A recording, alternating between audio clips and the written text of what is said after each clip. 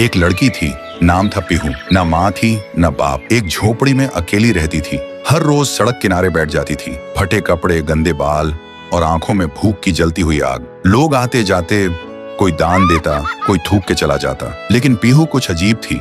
जिसने उसे खाना दिया उसके हाथों में फूल खिलते थे, और जिसने उसे नजरअंदाज किया या हंस के निकला, कुछ न कुछ उसका कट के ही रहता था। एक दिन शहर का सबसे बड़ा ठेकेदार तिवारी सेठ को जोर से सूसू लगी थी। वहीं जगह आके गाड़ी रोकता है। गाड़ी से उतरते हुए देखकर पीहू हाथ जोड़ के बोली, भूख लगी है अंकल, कुछ दे दो। तिवारी ने हंस के कहा, जा भाग यहाँ से भूतनी के, और बिना शर्म के उस मासूम लड़की के ऊपर ही सूसू कर दिया। पीहू चुप रही, कुछ बोली नहीं, बस अपनी आंखों से सेठ को देखा।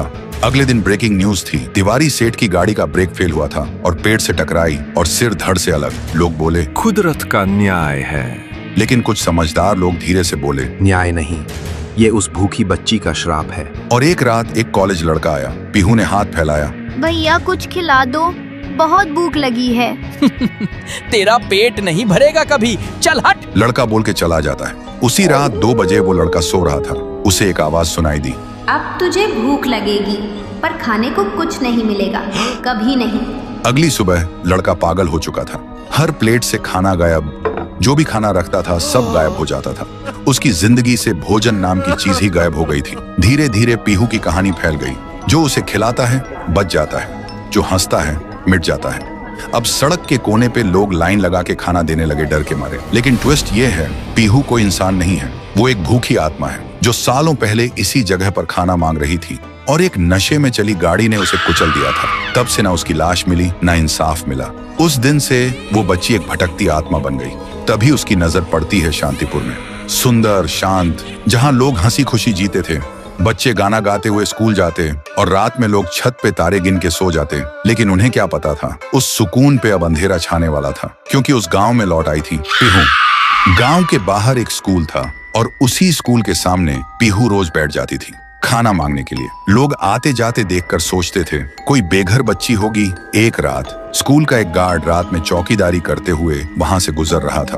पीहू उसे देखती है और बोलती है, मुझे भूख लगी है, कुछ खिला दो। गार्ड कुछ नहीं बोलता, सिर्फ घूरता है और अंदर जाकर सीसीटीवी चेक करने लगता है। तभी स्क्रीन से एक लाल हाथ निकलता है और अगले ही सेकंड में वो आदमी गायब। अगले दिन सुबह गांव में हंगामा मच गया। गांव के बीचों बीच एक पेड़ से गार्ड की लाश लटक रही होती है, मुंह छीला हुआ, आंखें बाहर, और सीने पे एक कागज चिपका होता है, भूख से मत खेलो।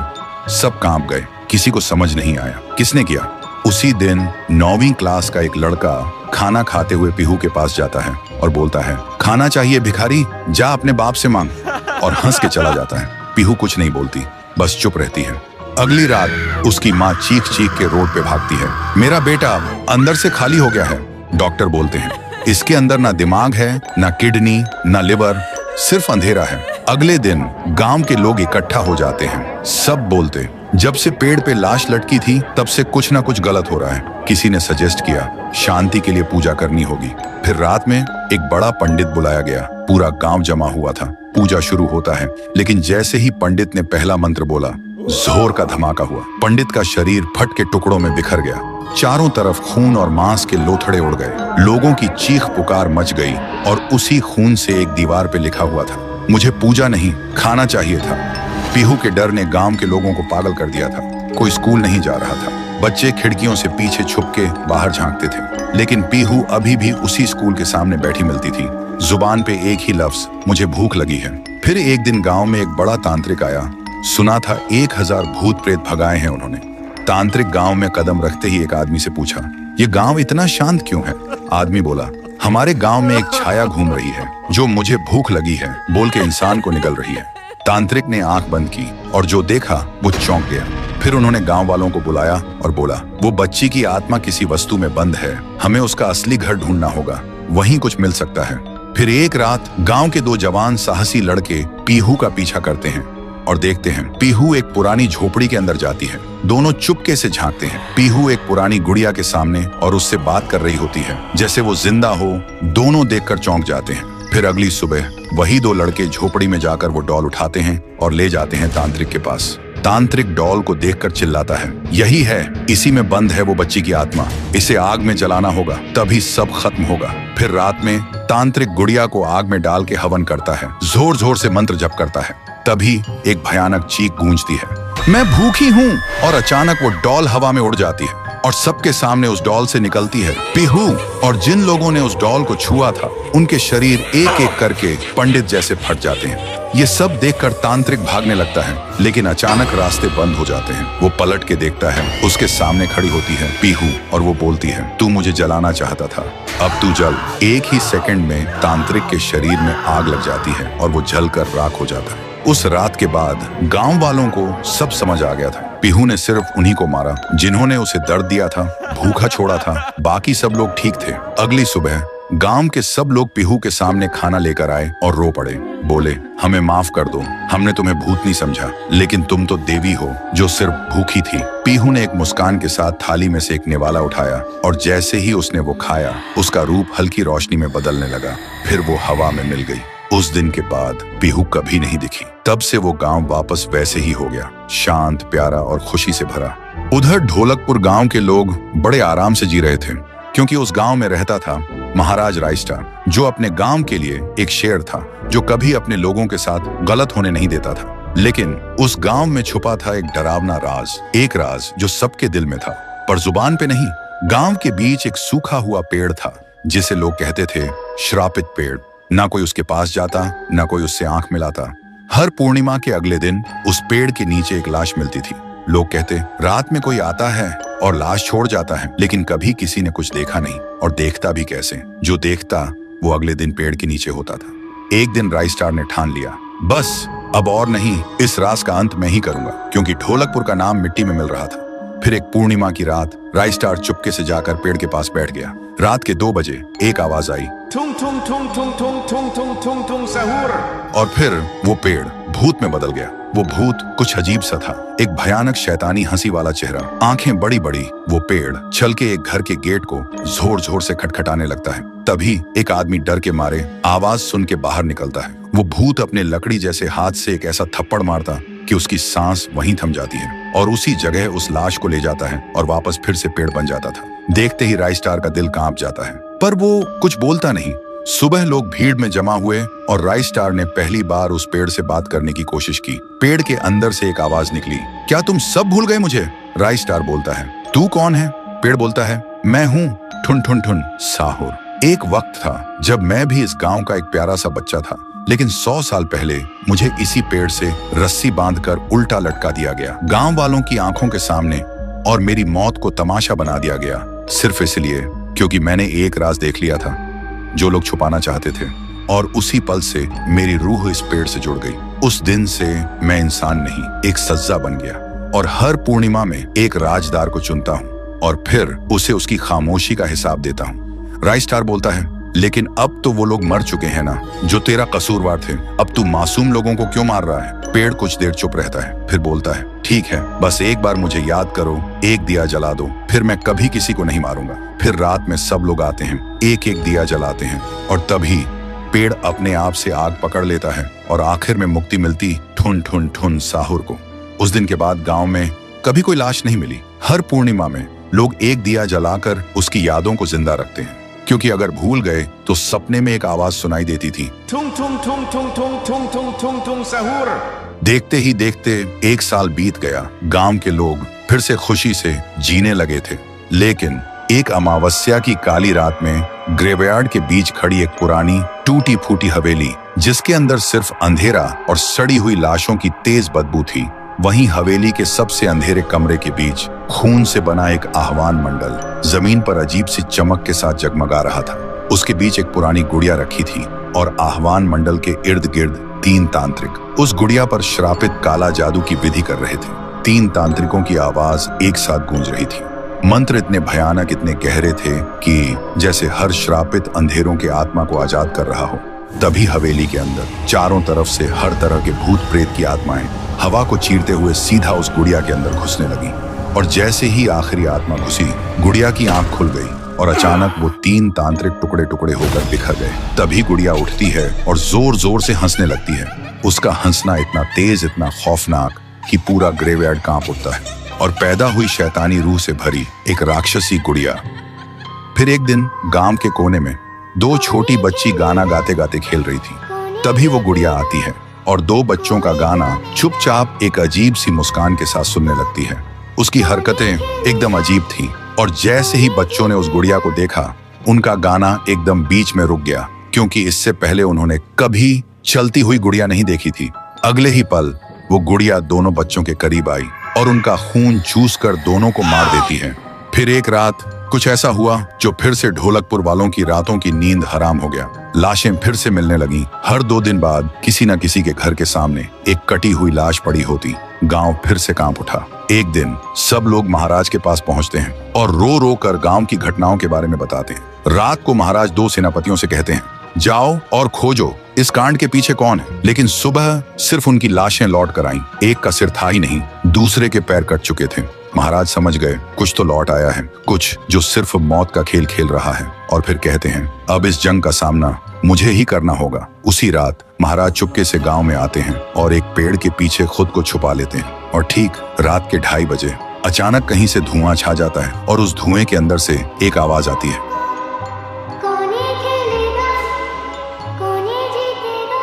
और फिर धुएं के बीच से निकलती है एक गुड़िया, गोल आंखें, एक बेजान सी मुस्कान, लेकिन चेहरा मौत का पैगाम। वो गुड़िया एक घर के गेट तक जाती है और बच्चों जैसा एक गाना गाने लगती है। उसके गाने की आवाज सुनकर एक आदमी बाहर आता है और अगले ही पल वो गुड़िया उसका सिर चबा जाती है। वो आदमी तड़प तड़प के वहीं जमीन पर गिर जाता है। महाराज सब कुछ देखते हैं, उनकी आंखें भर जाती हैं। उन्हें समझ आ जाता है इसके सामने जाना मतलब खुद का अंत लिखना है। अगली सुबह गांव के लोग इकट्ठा होते हैं। महाराज कहते हैं, ये पिछले भूत से भी ज्यादा डरावनी है। इसे सिर्फ वही हरा सकता है जो मौत को पहले ही हरा चुका है। और फिर एक पूर्णिमा की रात सब लोग दिया जलाकर पुकारते हैं, आप वापस आइए, आपके बिना ये गांव जिंदा तो है पर जीने जैसा नहीं। तभी एक आवाज गूंजती है, Tung tung tung tung tung tung tung tung tung sahur. और उसी देह की आग से एक जलता हुआ पेड़ बनने लगता है और उसी पेड़ में से ठुन ठुन ठुन साहुर निकलता है। तभी फिर से वही धुआं छा जाता है और उसके साथ ही एक आवाज। सब लोग घुटनों के बल गिर जाते हैं और कांपती आवाज में बोलते हैं, हमें बचाइए, वो आ गई है। ठुन ठुन ठुन साहुर एक जोरदार जंप करता है और सीधा उस धुएं में घुस जाता है और शुरू होती है एक आखिरी जंग। ठुन ठुन ठुन साहुर और गुड़िया की। जमीन कांपने लगती है, आसमान से बिजली गिरती है और जब धुआं हटता है तो दिखाई देता है गुड़िया बिखर चुकी थी। हाथ अलग, सिर अलग, पैर अलग। और तब से गांव में फिर से एक नई सुबह हुई। महाराज मुस्कुराए, गांव वाले जीने लगे और उस दिन के बाद ठुन ठुन ठुन साहुर सिर्फ एक भूत नहीं रहा, गांव का रक्षक बन गया। लेकिन उसी रात कुछ ऐसा हुआ जो किसी को भी पता नहीं चला। गुड़िया का सिर, हाथ, पैर अपने आप जुड़ने लगे थे और फिर वो वहां से चली गई। उधर शांतिपुर में शादी हो रही थी। पूरा गांव शामिल था, सब धूमधाम से शादी मना रहे थे। और तभी गुड़िया जमीन में लेटे हुए आती है और अचानक उठकर सीधा दुल्हन को खा जाती है। ये देखते ही लोगों के बीच में अफरा तफरी मच जाती है। कोई भागता है, कोई चिल्लाता है और वो गुड़िया खड़े होकर एक बच्चों जैसा गाना गाती है और फिर एक के बाद एक सबको मौत के घाट उतार देती है और फिर वो गायब हो जाती है। गांव फिर से कांप उठता है। सुबह सब लोग इकट्ठा होते हैं और कहते हैं, वो भूखी लड़की वापस आ गई है। इस बार एक गुड़िया बन के लोग घुटनों के बल गिर जाते हैं और रो रो कर कहते हैं, हे भगवान हमें बचाओ। तभी गांव का मुखिया आता है और गुस्से में कहता है, चाहे वो कोई भी हो, है तो एक गुड़िया ही ना, आज रात मैं उसे खुद गांव से निकालूंगा। फिर रात के ठीक 2:30 बजे मुखिया अपने 2 चेलों के साथ गांव के बीच खड़ा होता है और फिर वही धुआं छा जाता है और वही आवाज। वो गुड़िया धुएं से निकलती है और सीधा मुखिया के पास चल के आती है। मुखिया कहता है, निकल जा मेरे गांव से, नहीं तो तुझे यहीं बिखरा दूंगा। गुड़िया हंसती है और कहती है, तेरे से पहले भी किसी ने ये सोचा था। और उसी पल वो गुड़िया बड़ी होने लगती है और अपनी पैर से तीनों को कुचल के मार डालती है। सुबह जमीन पे सिर्फ खून के धब्बे रह गए थे, लाशें जैसे हवा हो गई हो। लोग समझ गए ये कोई आम गुड़िया नहीं, इसके अंदर कुछ और ही शक्ति है। तभी गांव की एक बूढ़ी औरत कहती है, इस गुड़िया को हम गांव से नहीं निकाल सकते, इसे तो सिर्फ पीहू ही गांव से निकाल सकती है। फिर सभी लोग उसी जगह जाकर खाना रखते हैं और दिल से पीहू को पुकारते हैं, भूखी देवी वापस आइए, गांव को बचाइए। तभी जमीन से एक आवाज निकलती है और मिट्टी से बनने लगती है पीहू। लोग चिल्लाकर कहते हैं, देवी हमें बचा लो। फिर रात होती है। वो गुड़िया गाना गाते हुए आती है, लेकिन अचानक पीहू उसके सामने आ जाती है। गुड़िया रुक जाती है। पीहू उसे पकड़ने जा रही होती है, लेकिन गुड़िया हवा में उड़ जाती है। पीहू भी उसके पीछे उड़ जाती है और अपनी आंखों से आग छोड़ के गुड़िया को जलाने की कोशिश करती है, लेकिन गुड़िया एक धुएं में छुप जाती है और फिर अचानक पीहू के पीछे आके उसे एक जोर का वार करती है। पीहू आसमान से जमीन पे आ गिर जाती है और फिर वो गुड़िया पीहू की शक्ति छीनने लगती है। पीहू की ताकत धीरे धीरे गुड़िया के पास जा रही होती है। कुछ देर बाद पीहू जमीन पे गिर जाती है। जब वो उठती है तो देखती है उसका शरीर धुंधला हो गया है और जब वो अपने आप को छू रही थी तो हाथ उसके शरीर के आर पार जा रहा था। वो वहीं गिर के रोने लगती है और जोर से चिल्लाती है और उसकी आवाज सीधा उसके भाई के कानों तक पहुंचती है। लेकिन इधर उसका भाई सोच रहा था। लगभग 150 साल पहले की बात। ढोलकपुर गांव के एक कोने में एक परिवार रहता था। उस परिवार में था पीहू, उसका बड़े भाई साहुर और उनके मम्मी पापा। एक सुबह पीहू और साहुर घर के बाहर खेल रहे थे और अंदर उनकी मम्मी किचन में खाना बना रही थी। वो थोड़ी जल्दी में थी और तभी अचानक उनके कपड़ों में आग लग जाती है। वो चीख चीख के चिल्लाने लगती हैं। पीहू और साहुर मम्मी की चीख सुनकर भागकर अंदर आते हैं और जैसे ही मम्मी को जलते हुए देखते हैं वो चिल्लाते हैं, पापा जल्दी आओ पापा। पापा भागकर आते हैं, लेकिन मम्मी को बचाने के लिए जैसे ही हाथ बढ़ाते हैं उनके कपड़ों में भी आग पकड़ लेती है और कुछ ही सेकंड्स में दोनों जलकर राख हो गए। पीहू और साहुर सिर्फ देखते रह गए, जैसे पूरी दुनिया ही खत्म हो गई हो। अब पीहू घर में अकेली रहने लगी और साहुर हर दिन खेतों में काम करता, सिर्फ इसलिए ताकि उसकी बहन भूख से ना रहे। एक पूर्णिमा की रात थी। साहुर खेतों से काम करके घर लौट रहा था। तभी उसकी नजर जाती है एक घर की खिड़की पर। वो देखता है एक आदमी किसी का खून कर रहा था। ये देखते ही साहुर के पैर कांपने लगे और जैसे ही वो पीछे मुड़ता है एक और आदमी हाथ में खंजर लेकर खड़ा था। वो आदमी बिना कुछ कहे साहुर पर वार कर देता है। फिर गांव के लोगों को इकट्ठा करते हैं और वही आदमी चिल्लाता है, ये लड़का मेरे घर में घुसकर चोरी कर रहा था और जब मैंने रोका तो मुझे ही मारने की कोशिश की। अब आप लोग ही बताओ इसके साथ क्या किया जाए। गांव वाले गुस्से से भड़क उठते हैं और चिल्ला के कहते हैं, इसे उस पेड़ पे जिंदा उल्टा लटका दो। साहुर गिड़गिड़ाता है, मैं बेकसूर हूँ, मैंने कुछ नहीं किया। लेकिन गांव के किसी ने भी उसकी एक ना सुनी। उधर उसकी बहन रात भर उसका इंतजार करती रही और सुबह जब वो उसे ढूंढने निकली तो देखती है उसका भाई गांव के बीच वाले सूखे पेड़ से उल्टा लटका हुआ है। ये देखते ही पीहू टूट जाती है, जोर जोर से चीखने लगती है और उसकी चीख पूरे गांव में गूंज जाती है। फिर गांव वाले पीहू को भी चोर का बहन कहकर गांव से निकाल देते हैं और तब से साहुर की आत्मा उस पेड़ के अंदर समा गई थी और पीहू गांव के बाहर एक झोपड़ी में रहने लगी थी। रोज एक पेड़ के नीचे बैठकर भीख मांगती थी, लेकिन कोई भी उसे कुछ भी खाने को नहीं देता था।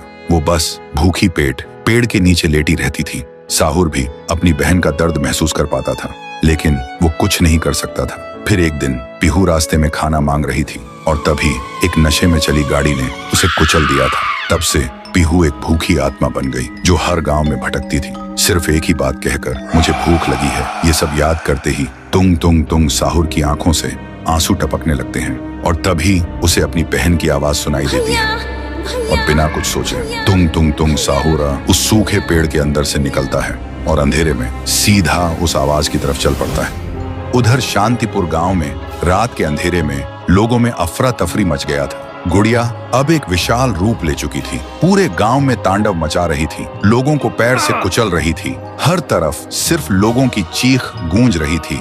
पीहू अभी भी जमीन पे पड़ी होती है, उसकी रूह धीरे धीरे मिट जा रही होती है। तभी तुंग तुंग तुंग साहुर आता है और अपनी बहन को जमीन पर पड़ा देखकर उसकी आंखों से एक बार फिर आंसू टपकने लगते हैं। पीहू थोड़ा कांप के उठती है और कमजोर आवाज में पूछती है, तुम कौन हो? साहुर बोलता है, मैं तेरा भाई साहुर। पीहू का गला भर आता है और बोलती, भैया तुम यहाँ कैसे?